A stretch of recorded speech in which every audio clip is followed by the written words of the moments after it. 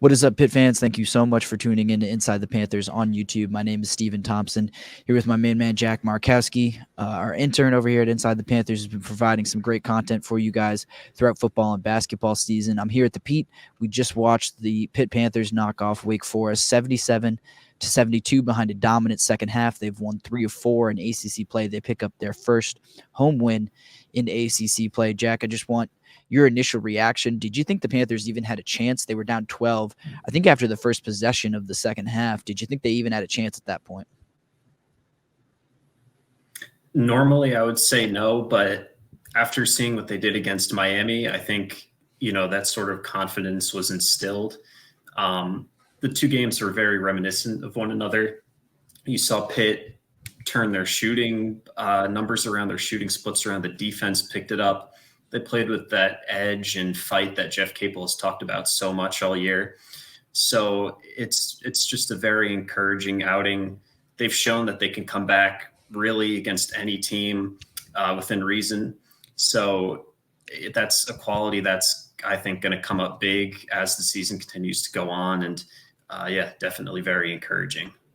Yeah, definitely. And you mentioned fight, and I don't think anyone embodied fight better in this game and embodied the toughness that Jeff Capel loves that just hadn't translated into wins yet, more than William Jeffress.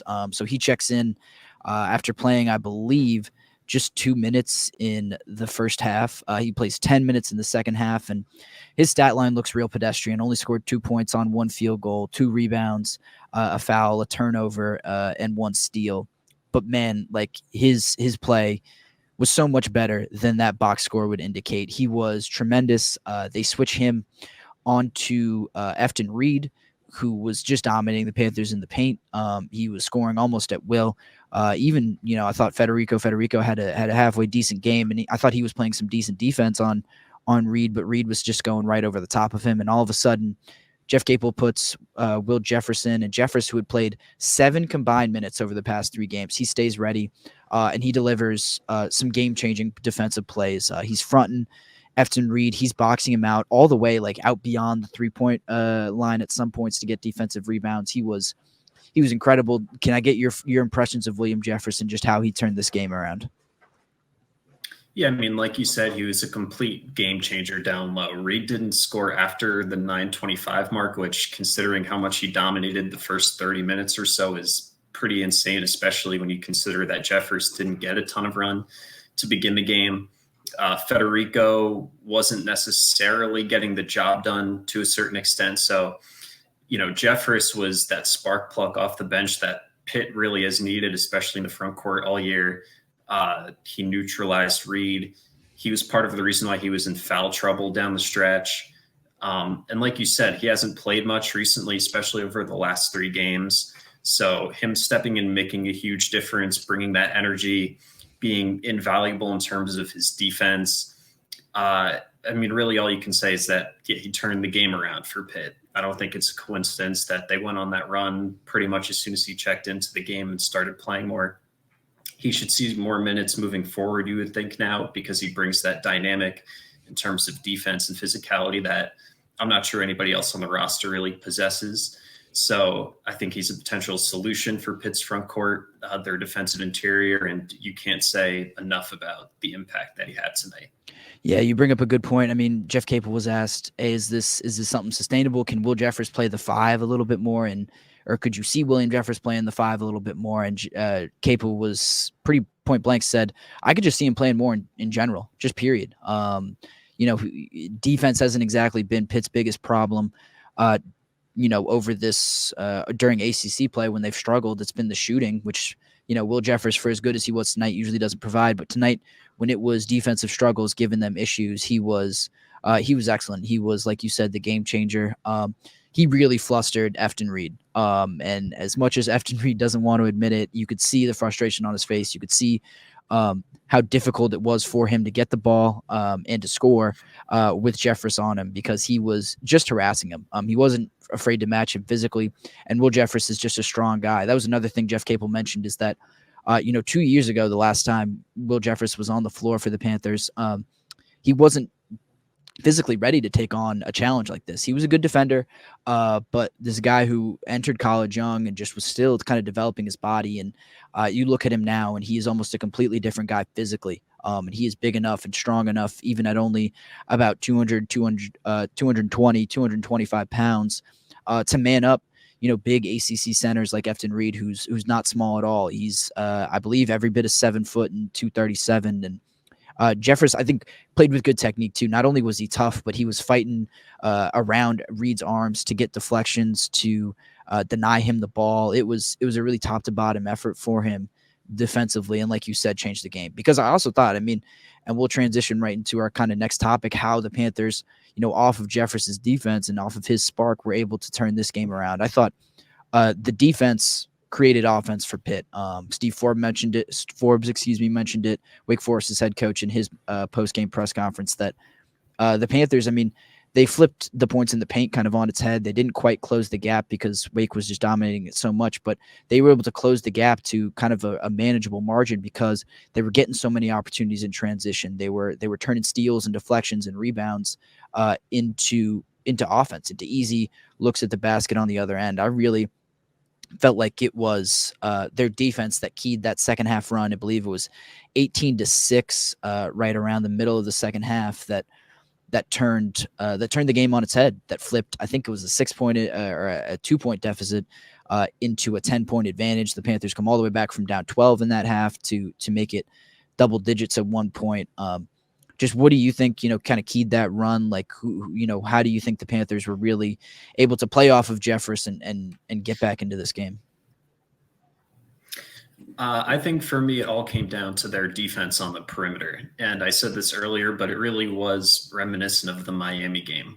Like, you come back from double-digit deficit. The first half doesn't go your way in a lot of different ways. And they keep Wake to 2 of 14 from behind the arc. They also forced 8 turnovers, 15 overall, and then turned that into offense on the other end, shot 53.3% in the second half. And, they played with that fight, that physicality, that energy. They matched, especially down low, Efton Reed's, the way that he imposed his will. So, it really just came down to them forcing turnovers, and then on the other end, turning their shooting splits around, taking care of the ball themselves, which hasn't always been the case this season. And, I think it's something that they can continue to build on. If their defense can click like that, like consistently, they can get their offense to perform more consistently, then they should feel pretty good about their play down the rest of ACC play. Yeah, and this was, I felt like, when, you hear Jeff Capel talk about playing with force, I think this is exactly what he means, playing with force on both ends. It means, being tough and resilient on the defensive end and playing hard, but then on the offensive side, being able to withstand physicality, being able to play with mental toughness. And this is one of those points where I think you can say this team really grew up, especially that backcourt who stood up so well on both ends against, like you said, the perimeter defense against some really experienced guards and some guards who can really score. I thought Bub Carrington has grown into such a great defender. Jalen Lowe has always been pretty solid, and Ish Leggett kind of keys the whole thing. That is just like, it's a bit of junkyard dog mentality. Like, he is just not going to get beat on either end. I think Leggett really led the kind of fast break and the fast moving, that fast-moving offense that started the run, because he was getting steals and defensive stops on one end, and then he was racing out, and he was getting those tough buckets in transition on the other end. It was just playing with toughness, top to bottom, playing with force, like Jeff Capel says, and then they rebounded really well too. I thought, they definitely shot better in the second half, but I think it's also, it went a little underrated that they had 0 offensive rebounds in the first half, 9 in the second half. And it led to some huge buckets. Like, Federico had one that he tipped out, and it led to, I believe, a 2-point bucket from Leggett. Jalen Lowe had one that I believe led to a 3 from Blake Hinson. Like, every time they rebounded a miss, it felt like it led to a huge make, just a momentum shifting make. Because it looked a little touch and go, especially kind of late in this game. The Panthers let a 10-point lead get to 5, but boards really changed things for them. And this just reminds me of the team that we saw during the non-conference slate, when they were beaten up on teams like Canisius or, South Carolina State. Like, these were the things that they were doing against those teams that really made them successful and made them look really good. And they're finally doing it against some ACC competition, some teams on their level. We also got to shout out Bub Carrington, who had an incredible night. He led the team in scoring with 24. He was attacking the rim so much more than he ever has. It led to 9 free throws, also had 5 rebounds and 4 assists. He only shot 2 of 7 from 3 and still managed to put up 24 points. He was getting to his favorite spots. He likes that little mid-range jumper, but I felt like he was so much more aggressive, and I really liked what he was given. What did you make of what Carrington did tonight? Yeah, I mean, you can't talk enough about just he played with so much more confidence and edge, I feel like, than he has in recent games. He went through a little bit of a rut. The best way I can describe him is he kind of feels like a DeMar DeRozan, like that mid-range pull-up. He's so efficient, in that area of the floor. He was 4 of 8 in the second half. Like you said, he was 8 of 9 for free throws. Like, when he plays like that, I don't know how many backcourts in the ACC can compete with Pitt. And, it is a consistency issue with him. He's a freshman. You sort of expect that. But, the way that he helped Pitt seal the deal, especially in a night where Jalen Lowe didn't have it going, he's sort of been their go-to guy in recent weeks. He was huge. Much like Jeffers, he turned the tide in the game and is a major reason why they won.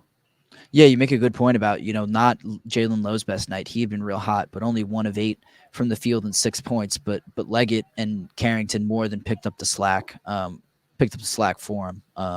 So a huge night from Carrington. And like you said, like, you don't even need all 3 of those guys, Lowe, Carrington, and Leggett, to be on at the same time. You just need 2 of them, really, and you give yourself a great chance to win ACC games.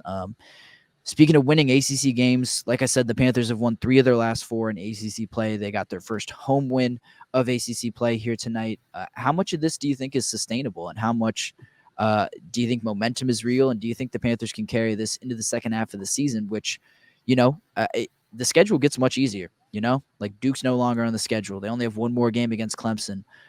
They've already played UNC. I believe I don't think they go down to Chapel Hill this year. So, like, it gets a little bit easier, but how much of what Pitt did tonight is really sustainable, do you think, moving forward? I think it's very sustainable. I think they've been much more competitive in recent games as compared to where they were at the beginning of league play. They've shown that they can compete with a vast majority of the league. They have some good mojo going. They've got their fight back. It seems like the team seems to be clicking, as a whole, just better than they had been. You have to feel better about where things stand for them because of that, as opposed to where it was a week or 2 ago. And then just talking about home struggles too, I think they were going through the motions at times. And I think that recent road trip has really helped them, not only just even talking about home, but just in general, playing better as a unit, finding themselves again, especially, considering where they were at the beginning of the year. So I think you have to hope that an effort like they had tonight, and like the ones they've had in general recently, can be the start of a new trend. I think they do have momentum because of that. They're a very competitive team. They've shown that. So, if it can carry over from game to game, night to night, I think it'll make a huge difference and really help them as they finish the year off. Yeah, I'm inclined to agree with you. Like, defense travels, and I think if nothing else, this team has proven that they're a good defensive team. Then they've done that pretty much all year. I think it's all about how they kind of translate that into their offense and how they're able to kind of stay mentally tough, even if the offense is not there. But I think you made a good point too about just how competitive they've been.